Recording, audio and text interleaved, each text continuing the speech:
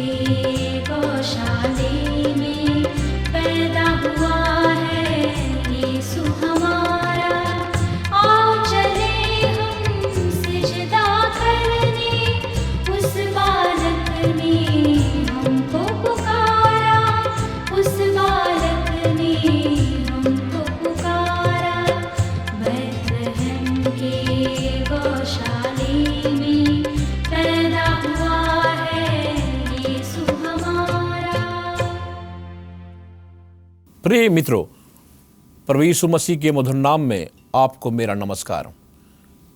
प्रिय मित्रों, हम देखते हैं कि आज लोग ये प्रश्न पूछ रहे हैं कि मेरा जीवन कैसे बदले, मेरे जीवन में कैसे बदलाव आए। हम देखते हैं कि आजकल बाज़ारों में बहुत से ऐसे पुस्तकें उपलब्ध हैं ताकि लोग उसको पढ़कर अपनी ज़िंदगी को बदल सके। लेकिन उन पुस्तकों के पढ़ने के बाद भी हम देखते हैं कि मनुष्य का मन नहीं बदलता, मनुष्य का जीवन नहीं बदलता। इसका कारण क्या है? मनुष्य आज ज्यों का त्यों है। बाज़ारों में हजारों पुस्तकें हैं कि मनुष्य अपने जीवन को कैसे बदले, मनुष्य कैसे अपने जीवन को बदल सकता है। ये आज इस आधुनिक समय में सबसे बड़ा प्रश्न है कि मनुष्य अपने जीवन को कैसे बदले। मेरे मित्रों, मनुष्य अपने जीवन को नहीं बदल सकता। मनुष्य अपने जीवन को इसलिए नहीं बदल सकता क्योंकि वो एक बंधन में जकड़ा हुआ है। वो ऐसी एक अशांत ताकत के साथ चल रहा है जिसे वो देख नहीं सकता। वो अपने जीवन को बदलना चाहता है लेकिन वो कमज़ोर है। बाइबल कहती है आत्मा तैयार है, शरीर कमज़ोर है। आत्मा तैयार है, शरीर कमज़ोर है। आत्मा आहें भर भर कर हमसे बातें करती हैं, लेकिन हमारा शरीर जिस पर हम खड़े हैं वो कमज़ोर है क्योंकि हम परमेश्वर से दूर हैं। हमने जीवित परमेश्वर को अपने जीवन से निकाल फेंका है। मेरे मित्रों, बाइबल हमसे कहती है कि जीवन का जल केवल परमेश्वर हमें दे सकता है। जीवन का जल जब हम परमेश्वर के उन स्रोतों से पीते हैं, हमारा जीवन बदल जाता है। हम कभी प्यासे नहीं होते। जो प्यास आज आपके जीवन में है, आप प्यासे हैं, आपके अंदर प्यास है। मेरे मित्र, जब तक आपके अंदर प्यास है, आपके अंदर आस है। अगर आप प्यासे हैं तो किसके लिए प्यासे हैं? किस वस्तु के लिए आप प्यासे हैं? आज हम संसार में देखते हैं लोग धन के पीछे प्यासे हैं, लोग पैसे के पीछे प्यासे हैं। कुछ लोगों की प्यास है कि उनके पास बड़ा बंगला हो, बड़ा गाड़ी हो, धन दौलत हो, और वो सोचते हैं कि इन सब चीज़ों के पाने के बाद उनकी प्यास मिट जाएगी और उनका जीवन एक अच्छा जीवन बनेगा। लेकिन हम देखते हैं अपने अनुभवों के द्वारा कि उनकी प्यास मिटती नहीं। उनकी प्यास इस आधुनिक नाशवान वस्तु से मिटती नहीं। वो प्यास क्या है? बाइबल हमसे कहती है कि परमेश्वर ने हमें बनाया है। कुछ लोग ये विश्वास नहीं करते कि परमेश्वर ने मनुष्य जाति को बनाया है, और जब हमारा संपर्क परमेश्वर से टूट जाता है, हम आत्मिक अंधकार में खो जाते हैं और हम प्यासे हो जाते हैं। मेरे मित्रों, जब हमारा संबंध परमेश्वर के साथ होता है, हमारी प्यास बुझ जाती है। हम उसे अनुभव कर सकते हैं अपने जीवन में। हम बाइबल में यहाँ देखते हैं, यूहन्ना 3 पद में बाइबल हमसे कहती है, फरीसियों में निकोदेमस नाम के एक मनुष्य था जो यहूदियों का सरदार था। उस जमाने में यहूदियों के सरदार काफ़ी शक्तिशाली होते थे। बाइबल कहती यहाँ पर, उसने रात को यीशु के पास आकर उससे कहा, हे रब्बी, हे गुरु, हम जानते हैं कि तू परमेश्वर की ओर से गुरु होकर आया है, क्योंकि जो चिन्ह तू दिखाता है कोई दूसरा दिखा नहीं सकता। यदि परमेश्वर उसके साथ ना हो तो वो दिखा नहीं सकता। इसका मतलब यह है, निकोदेमस ने प्रभु यीशु मसीह के उस सब सामर्थ्य भरे काम, सामर्थ्य से भरे हुए काम जो उसने इस पृथ्वी पर दिखाए थे, निकोदेमस ने उस सामर्थ्य से भरे हुए काम को शायद छुप के देखा हो, क्योंकि वो यहूदियों का सरदार था और वो प्रभु यीशु मसीह पर विश्वास करता था। शायद वो गुप्त रूप से प्रभु को अपना दिल दे चुका हो। आज संसार में बहुत से ऐसे लोग हैं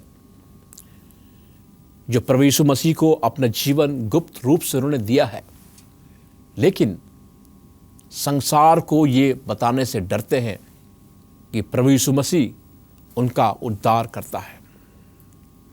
कलीसियाओं में भी, चर्चों में भी लोग प्रार्थना करने में शर्माते हैं, गवाही देने में शर्माते हैं। उनके जीवन में जो आश्चर्य कर्म परमेश्वर ने किया है उन्हें बताने में वो शर्माते हैं। मेरे मित्रों, अगर परमेश्वर ने आपके जीवन में कोई काम किया है, इस कार्यक्रम के द्वारा अगर परमेश्वर ने आपको छुआ है, मैं चाहूँगा कि आप इसकी गवाही मुझे लिख भेजें। मैं आपके लिए प्रार्थना करूँगा और मैं जानता हूँ जब आज किस कार्यक्रम को सुन रहे हैं, परमेश्वर आपको छुएगा, परमेश्वर आपको दर्शन देगा, परमेश्वर आपको नया जीवन देगा, क्योंकि आप अपने जीवन को छुपा नहीं सकते, क्योंकि आपका जीवन बहुमूल्य है और ये कार्यक्रम आपके लिए है। हम बाइबल में देखते हैं, निकोदेमस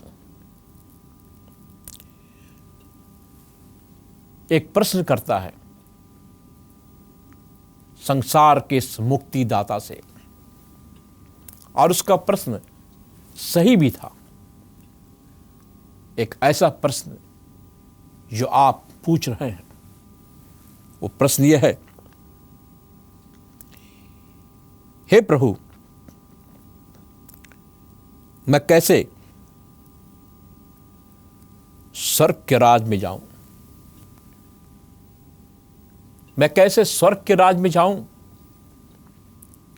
मेरे दोस्तों, आज इस दुनिया में लोग ये प्रश्न पूछ रहे हैं कि मैं कैसे स्वर्ग के राज में जाऊं?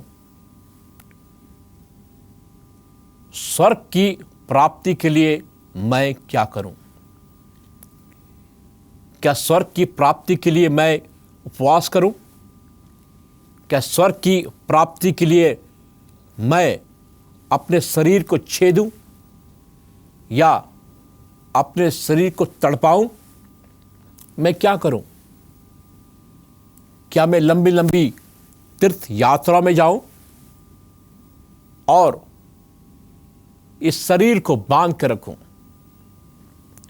मैंने बहुत से लोगों को देखा अपने जीवन में, मुक्ति पाने के लिए, मोक्ष पाने के लिए, परमेश्वर को पाने के लिए, स्वर्ग में जाने के लिए वे अपने शरीर को तकलीफ देते हैं। वे सोचते हैं कि शरीर को तकलीफ देने से परमेश्वर प्रसन्न होगा। ऐसी बात नहीं है। ये शरीर, हमारा शरीर पवित्र आत्मा का मंदिर है। अब बाइबल कहती है कि परमेश्वर की आत्मा हमारे शरीर के अंदर बसती है। ये शरीर परमेश्वर का है। परमेश्वर ने इस शरीर को दिया है और हम इस शरीर के माध्यम से ही स्वर्ग में जाएंगे। बाइबल कहती है जब प्रभु यीशु मसीह आएगा, जो लोग मसीह में मरे हैं, जिन्होंने प्रभु यीशु मसीह को अपना मुक्तिदाता स्वीकार किया है, वो उस तुरही की आवाज़ को सुनकर वे अपने कब्र से उठेंगे और परमेश्वर उन्हें एक स्वर्गीय शरीर देगा, एक स्वर्ग शरीर देगा और उसी स्वर्ग शरीर के माध्यम से हम स्वर्ग में जाएंगे। मेरे मित्रों, इसलिए प्रभु यीशु मसीह निकोदेमुस से कहते हैं, जब निकोदेमुस कहता है कि मैं कैसे स्वर्ग में जाऊं, स्वर्ग की प्राप्ति कैसे हो, प्रभु यीशु मसीह उससे कहते हैं तुम्हें नया जन्म लेना आवश्यक है। निकोदेमुस, अगर तू स्वर्ग जाना चाहता है तो तुझे नया जीवन प्राप्त करना होगा। मेरे मित्रों, मसीही जीवन में दो जीवन है। एक जीवन मसीह के बिना और एक जीवन मसीह के साथ। एक जीवन है जो अंधकार का जीवन है, जहां मसीह नहीं। एक जीवन है मसीह के साथ, जहां अंधकार नहीं, ज्योति है, जहां परमेश्वर का पवित्र आत्मा है, जिसकी अगुवाई से उसके लोग चलते हैं। वे ज्योति के संतान कहलाते हैं। उन्होंने अपने पिछली जिंदगी को छोड़ दिया है। बीता हुआ कल गुजर चुका और एक नई जिंदगी की शुरुआत प्रभु यीशु मसीह के साथ हुई। परमेश्वर कहता है जब तक मनुष्य जल से और आत्मा से ना जन्मे, उसे स्वर्ग की प्राप्ति नहीं हो सकती। एक नया जन्म मसीह के साथ, एक नई पुकार जो आज परमेश्वर संसार को देना चाहता है, वो कहता है कि हर एक मनुष्य को नया जन्म लेना पड़ेगा। अगर वो स्वर्ग जाना चाहता है तो उसे नए सिरे से जन्म लेना होगा। बाइबल हमसे कहती है, यूहन्ना 3 उसका 6 वचन में यहां लिखा है कि जो शरीर से जन्मा है वो शरीर है, जो आत्मा से जन्मा है वो आत्मा है। जो शरीर से जन्मा है, हमारा जन्म शरीर के माध्यम से होता है। शरीर के माध्यम से हम इस पृथ्वी पर आते हैं और जब हम इस पृथ्वी पर आते हैं, आने के बाद जब हम अपना जीवन प्रभु को देते हैं, जब हम अपना जीवन प्रभु को पूरी तरह से समर्पित करते हैं कि हे प्रभु, तू मेरे जीवन को ले ले क्योंकि तू मेरा परमेश्वर है। और परमेश्वर हमारे जीवन को अपने हाथों में लेता है। हम उसके चेले कहलाते हैं, हम उसके लोग कहलाते हैं, हम उसके प्रिय संतान कहलाते हैं, क्योंकि वो हमारा पिता है। और जब हम उसके संतान कहलाते हैं तो हम पिता के उस आवाज़ को सुनते हैं और उसी आवाज़ को सुनकर हम अपने जीवन में चलते हैं। उसे कहते हैं मसीही जीवन, एक नया जन्म आत्मा के द्वारा, पवित्र आत्मा के द्वारा। बाइबल हमसे कहती है कि हमारा जीवन इस पृथ्वी का नहीं है। बाइबल हमसे कहती है कि जब तुम मसीह में हो, स्वर्गीय वस्तुओं की खोज करो। स्वर्गीय वस्तुएं। बाइबल क्यों कहती है कि हर एक मसीहों को स्वर्गीय वस्तुओं की खोज करनी चाहिए? एक नया जीवन परमेश्वर हमें इस पृथ्वी पर देना चाहता है। स्वर्ग की वस्तुओं की खोज, आत्मिक वस्तुओं की खोज। बाइबल कहती है कि हे मेरे लोगों, मेरे पास आओ, मैं तुम्हें मार्ग दिखाऊंगा। हे मेरे बच्चों, अगर आप भीड़ में खो चुके हैं, प्रभु यीशु मसीह के पास आइए। वो आपको मार्ग दिखाएगा, वो आपके जीवन को बदल देगा, वो आपको स्पर्श करेगा, वो आपको नया जीवन देगा। अपने लहू के द्वारा वो आपके पाप को धोएगा। इस पाप की बोझ में आप दबे हुए हैं, इस पाप की बोझ में, जिस पाप की बोझ ने आपकी जिंदगी को बर्बाद कर दिया है, उस पाप के बोझ को आप कब तक अपने जीवन से के साथ सटा के रखेंगे? वो पाप के बोझ को कोई ले नहीं सकता। आप अपने पाप की बोझ को किसी को दे नहीं सकते। लेकिन मेरे दोस्तों, मेरे मित्रों, प्रभु यीशु मसीह आपके पाप की बोझ को लेने के लिए तैयार है। वो कहता है, मेरे पास आओ, मैं तुझे बचा सकता हूं। क्या आप विश्वास करते हैं? बाइबल हमसे कहती है कि हमें बचाने के लिए, हमें नया जीवन देने के लिए, हमें रास्ता दिखाने के लिए कि हम किस तरह से स्वर्ग के राज में जाए, परमेश्वर ने अपने प्रिय पुत्र प्रभु यीशु मसीह को इस दुनिया में भेजा, ताकि हमारा संपर्क जो पाप के कारण टूट चुका था, वो संपर्क स्थापित हो उसके प्रिय पुत्र प्रभु यीशु मसीह के द्वारा। प्रभु यीशु मसीह के द्वारा हमारा संपर्क फिर से परमेश्वर पिता के साथ बना और प्रभु यीशु मसीह के माध्यम से हम पिता के पास पहुंच सकते हैं। उसने हमारे लिए मार्ग तैयार किया है।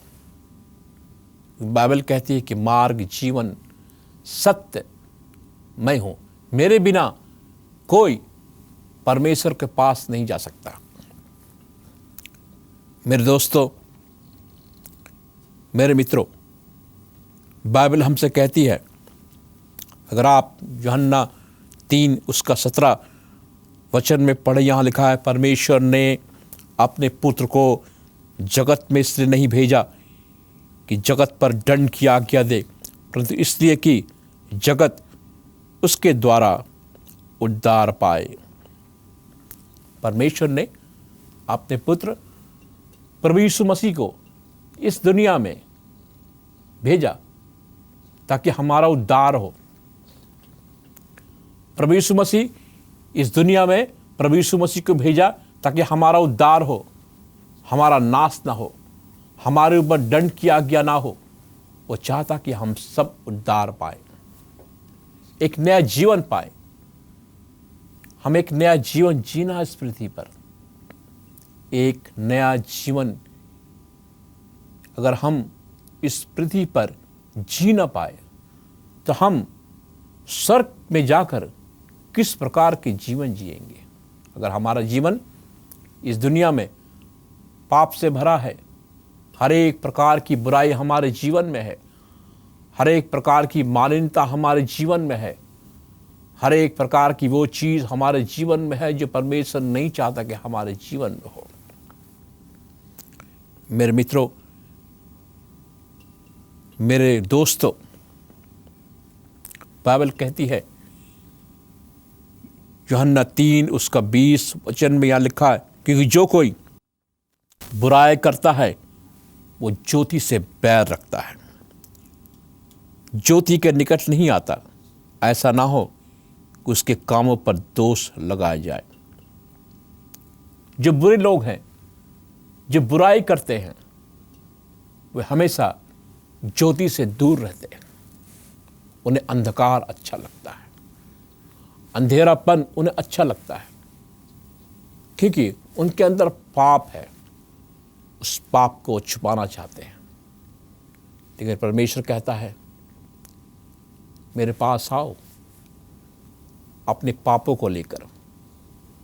परमेश्वर की ये प्रतिज्ञा, अगर हम अपने पापों को मान लें तो परमेश्वर प्रतिज्ञा करता कि मैं तुम्हारे गुनाहों को माफ़ करूंगा।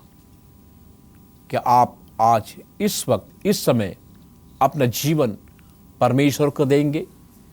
जिस प्रकार निकोदेमुस प्रभु यीशु मसीह के पास आया था रात को, कि आप निकोदेमुस की तरह प्रभु यीशु मसीह से मिलना चाहेंगे और अपने तकलीफों को बताना चाहेंगे? मौका आपके पास है। परमेश्वर आपसे प्रेम करता है, वो आपको बचाना चाहता है। इस कार्यक्रम के द्वारा मित्रों, मैं आपको बताना चाहता हूं कि परमेश्वर ने आपके लिए एक कार्यक्रम को रखा है। मैं चाहता हूं कि आप इस कार्यक्रम को हमेशा सुने। आपका जीवन बदल जाएगा, परमेश्वर आपको स्पर्श करेगा, परमेश्वर आपके घरों में आएगा। आइए हम प्रार्थना करें।